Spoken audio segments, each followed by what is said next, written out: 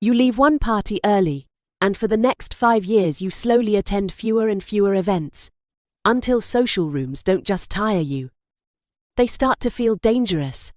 That's how avoidance identities form.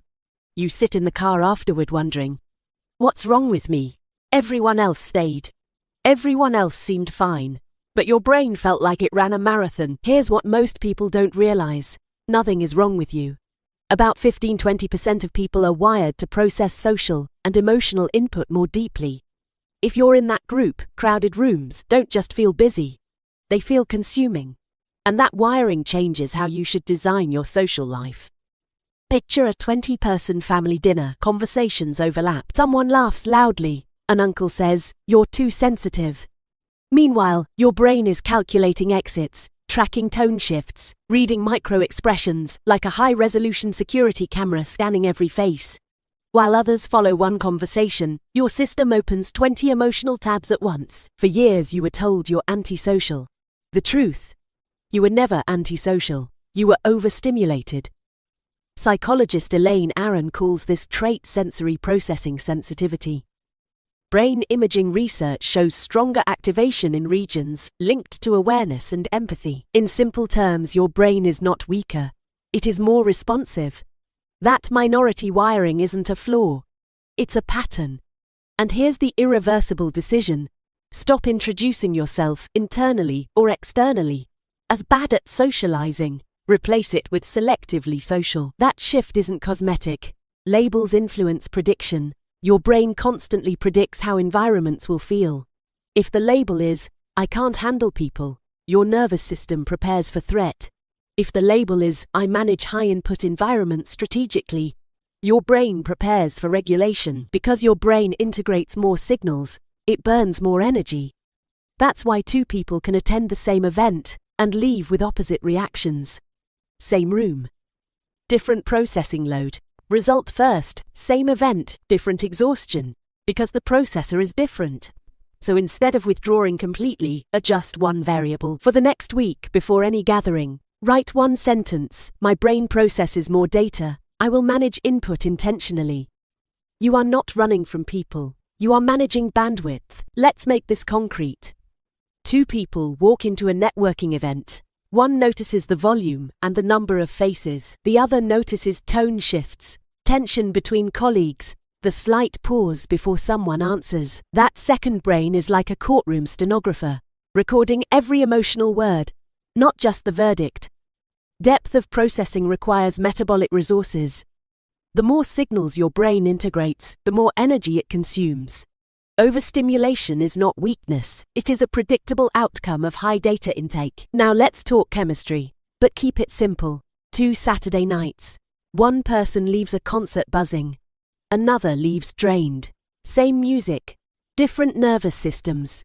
Here's the simple version. Some brains recharge in calm focus, others recharge in novelty. If concerts drain you but deep work restores you, that's alignment, not weakness. This isn't about superiority. It's about matching fuel to wiring. If your nervous system restores itself through calm focus, forcing constant high-stimulation environments feels like running the wrong fuel in your engine. So the practical shift is this: design a weekly balance. For every high-stimulation commitment, a loud event, a packed meeting, schedule one calm focus recovery block. Deep reading, solo walk, focused creative work. Put it on your calendar as non-negotiable. So far, one rule matters: stimulation isn't morality. It's fuel alignment. Now let's return to that family dinner.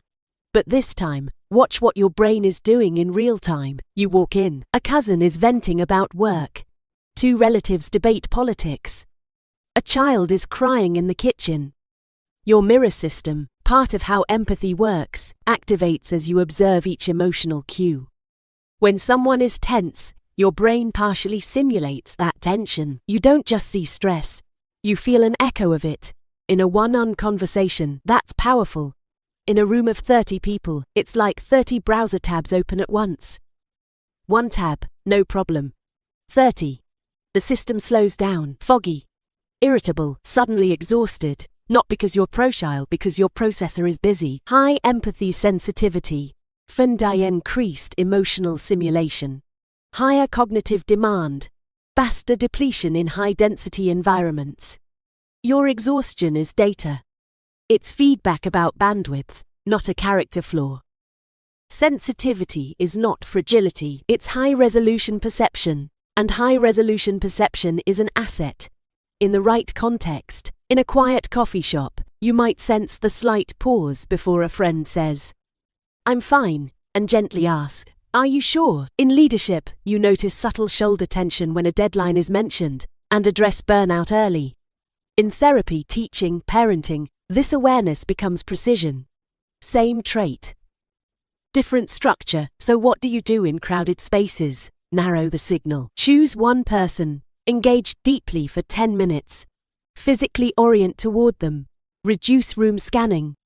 Give your mirror system one clear channel instead of 50. After that, take a short reset. Step outside, breathe, let your router cool down. This is not withdrawal, it's bandwidth management. Ignore this for 5 years, and social events won't just tire you. They'll start to feel dangerous. That's how avoidance identities form.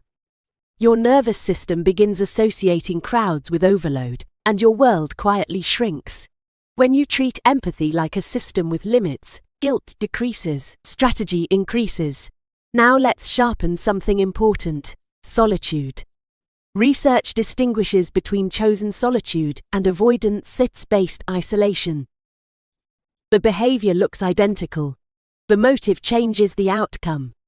Chosen solitude, intentional time alone for reflection or creativity, correlates with higher well-being. Avoidant SID-based isolation, hiding to escape fear, correlates with lower well-being. Same action, different direction. Ask yourself, am I running toward myself or away from everyone else? Here's a practical filter. Before declining an invitation, write your reason down. If it's energy management with a planned reconnection, that's design. If it's fear with no reconnection plan, shrink the exposure instead of eliminating it. 30-minute coffee instead of a 3-hour party. Sensitivity stays constant. Strategy determines growth. So if all of this is true, we need a rule, not a label. A rule. Here it is: bandwidth economics. Stop thinking morality. Start thinking allocation. Step 1. Reduce open tabs in the moment. Narrow your focus in high-input environments. Step 2. Pre-allocate recovery after high-input events. Schedule restoration before exhaustion forces it. Step 3. Track patterns weekly. After events, note your energy levels. For your case, this step is just measuring distance to overload before it happens. When you approach social life like economics, you stop asking, "What's wrong with me?" and start asking, "How am I allocating energy?" Different outcome because the position changed. Let's apply this to 3 scenarios. First, a 20-person networking event. Instead of circulating randomly for 2 hours, you choose 3 meaningful conversations and take 50-minute breaks between them. Fewer emotional tabs open at once, energy remains stable. Depth over volume. You request the agenda in advance. Preparation lowers uncertainty. Your brain pre-processes information instead of reacting live. Structure protects sensitivity. Third, Saturday night. You decline a loud concert and schedule dinner with one close friend. You leave restored instead of depleted. That's not antisocial. That's aligned. Many leaders, therapists, and creators operate from high sensitivity. They don't attend everything. They attend intentionally. Here's the tension. If you ignore biology, burnout compounds, chronic fatigue, irritability, social dread. If you over-identify with biology, avoidance compounds, shrinking circles, rigid identity, which compounds faster over 10 years. That's the identity conflict. You are not fragile, you are not broken, and you are not obligated to prove tolerance for chaos to earn belonging. If you remember one thing: manage bandwidth. Don't question your worth. That is the reframe. Your brain may process more light, more tone, more micro-expression.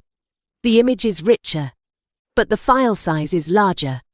Processing takes longer. Capacity has a cost. And here's the promise. Choose one upcoming social event. Apply 3 tools, adjust 1 invariable, narrow your signal, schedule recovery. Afterward, evaluate your energy, not your performance. Your energy within one event, you'll collect evidence that you're not broken, you're strategic. That single data point begins rewriting your identity. Identity shifts through repeated evidence. You stop fearing rooms, you start designing them. Here's the shareable truth. Sensitivity is a high-resolution lens, powerful when you control the zoom. So now the real question: does understanding your biology empower you? Or excuse you? Manage bandwidth. Don't question your worth, empowerment, or excuse. Defend your position below.